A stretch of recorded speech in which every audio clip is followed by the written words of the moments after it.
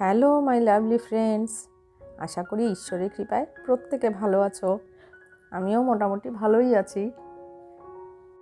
আমি গৌরী কলকাতা থেকে বলছি। আরও একটা নতুন ভিডিওতে তোমাদের সবাইকে ওয়েলকাম জানাচ্ছি। তো এই দেখো, আমি বসে গেছি কিছু সবজি টবজি নিয়ে, যেটা হলো আসলে আমি পরের দিন কিংবা তারপরের দিন কি রান্না করব সেটাই গুছিয়ে রাখছি। তো জানোই এই কনকনে ঠান্ডায় তো কাজকর্ম কারোরই করতে ভালো লাগে না, আমারও সেরকম করতে ইচ্ছে করে না, কিন্তু আমার আবার সকালে রান্না করতে হয়, একদম 6টা থেকে 8:30টার মধ্যে আমার রান্না কমপ্লিট করতে হয়। তার জন্য আমি এই সকালে ঠান্ডার মধ্যে কি করে রান্না কমপ্লিট করি এবং কম জল যেন হাতে লাগাতে হয় সেইভাবে সেই কাজগুলো করে রাখি, কি কি ট্রিক্স আমি ফলো করি সেটাই তোমাদের সাথে শেয়ার করছি।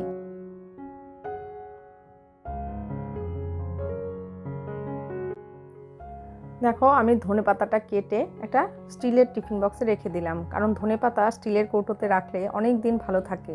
এবং এটা যদি তুমি পারো একবারে ধুয়ে, আমি আজকে ধুয়ে রাখিনি, ধুয়ে শুকিয়ে কেটে একদম টিফিন বক্সে রেখে দিলে খুব ভালো হয়। তবে আর জল বারবার ধুতে হয় না, তোমাকে জল ধরতে হবে না। এ দেখো, কড়াইশুঁটিটাও দেখলে আমি ছাড়িয়ে রেখেছি। সকালবেলা উঠে কোনো একটা সবজিতে তুমি কড়াইশুঁটি দিতে গেলে তখন ছাড়িয়ে দিতে অনেকটাই টাইম লেগে যায়। তারপর ধরো এরকম ধরনের শাক, যেগুলো শাক লতা পাতা যেগুলো ধরনের সবজি, সেগুলো কিংবা কুমড়ো লাউ এসব কাটতে অনেকটা সময় লেগে যায়। তো সেগুলো আমি কেটে রাখি আগের দিন দুপুরবেলা, কিংবা 2-1 দিনের সবজি একসাথে আমি কেটে একদম বক্সে করে গুছিয়ে রেখে দিই। তাতে কি হয়, আমার যখন রান্নার সময় সব আমি হাতের কাছে রেডি পেয়ে যাই, এবং তাতে আমার সহজে রান্নাটাও হয়ে যায়। আর যে আলু বেগুন এগুলো আমি কেটে রাখি না, সেটা তখনই অল্প করে তখনই কেটে নিই। আর এদিক দিয়ে আদা রসুন পেঁয়াজ এগুলো আমি কয়েকদিনের একসাথে কেটে গুছিয়ে রাখি, সেরকমই একটু কেটে রাখছি। কারণ এগুলো কেটে রাখলে দেখবে সহজে হাতের কাছে যেমন পাওয়াও যায়, এবং বারবার খোঁজাখুঁজিও করতে হয় না। এবং একটা আদা তুমি কাটলে আবার ধুতে হবে, রসুন কাটলে ধুতে হবে, তখন জলটা স্বাভাবিক বেশি জলটা ছুতে হয়, ধরতে হয়, তাতে ঠান্ডা লাগার চান্স বেশি থাকে। তার জন্য একবারে দুপুরবেলা যদি এই কাজটা রোদের মধ্যে যখন একটু ঠান্ডাটা কম থাকে তখন করে নিলে রাতে রাতে কিংবা পরের দিন সকালে রান্না করতে গেলে সে কষ্টটা হয় না। এই দেখো, আমি সব গুছিয়ে একটা টিফিন বক্সে রেখে দিচ্ছি। পরের দিন সকালে আমি যখন খুলবো তখন আমি সব একসাথে পেয়ে যাব, এবং এটাকে আমাকে আলাদা করে ধুতেও হবে না, হাতে জলও লাগাতে হবে না।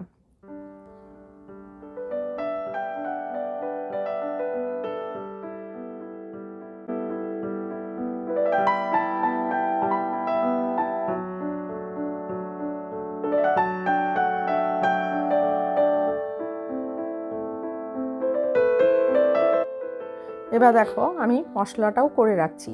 আমার আদাটা একটু পেস্ট করে নিচ্ছি। তবে কি হবে, আমার বারবার 2-3 দিনের আদা যদি আমি একসাথে পেস্ট করে রাখি, তবে আদাটাকে বারবার পেস্ট করতে হবে না। এবং আমি যদি এই দেখো, আমার এটা মোটামুটি 3 দিন চলে যাবে, তার জন্য অসুবিধা হবে না। যখন কিছু রান্না করতে ইচ্ছে করে তখনই বের করে রান্না করা যাবে। এবং এখন আমি জিরেটা করে নেব। এইভাবে সব কিছু করে নিলে, শুধু লঙ্কাটা আমি করি না, কারণ লঙ্কাটা পেস্ট করে রাখলে বাজে একটা গন্ধ হয়ে যায়। সেক্ষেত্রে করা যায়, লঙ্কাটা একটু ভেজে নিয়ে পেস্ট করে রেখে দিলে 2-3 দিন চলে যায়, আমি সেটাও করি। আর মিক্সিটাও বারবার পরিষ্কার করতে হয় না, মিক্সির বাটিটাও বারবার ধুতে হয় না, তাতেও একটু জল তোমাকে কম ইউজ করতে হবে, ঠান্ডা লাগা ভয়টা একটু কম থাকবে।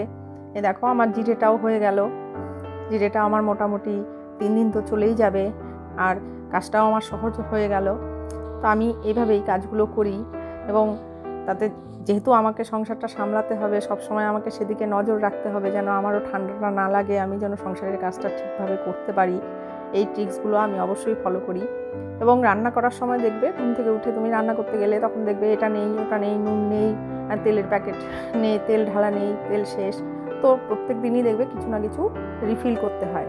তো অবসর টাইমে সেই রিফিলগুলো যদি করে রাখা যায়, যেমন তেল ঢেলে রাখলাম, নুন ঢেলে রাখলাম, তাহলে সকালে উঠেই সেই 6:30-6টার সময় রান্না করতে গিয়ে ওগুলো আর ঝামেলা করতে হয় না, চটপট করে রান্নাটা শেষ হয়ে যায়।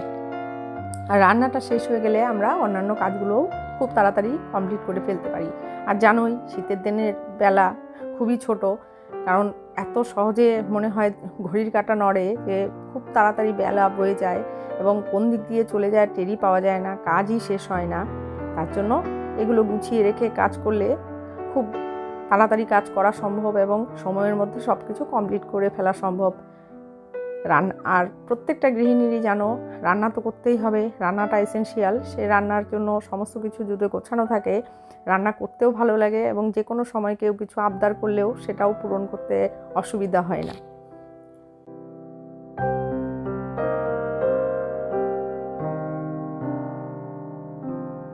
এই দেখো আমার সমস্ত জিনিস রিফিল করা হয়ে গেল। এদিক দিয়ে এখন আমি রান্নাঘরটা পরিষ্কার করে নেব। একবারে পরিষ্কার করে নিয়ে রান্নার সমস্ত কিছু বাসন টাসন মেজে পরিষ্কার করে সব কিছু করে আমি দুপুরবেলার সমস্ত কাজ কমপ্লিট করে ফেলেছি। আর দেখবে দুপুরবেলাটা জল ধরতে এতটা কষ্ট হয় না ভোরবেলা জল ধরতে যতটা কষ্ট হয়, কিংবা রাতে।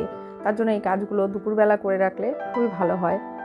আরেকটা কাজ আমার বাকি আছে, সেটা হলো আটা মেখে রাখি আমি।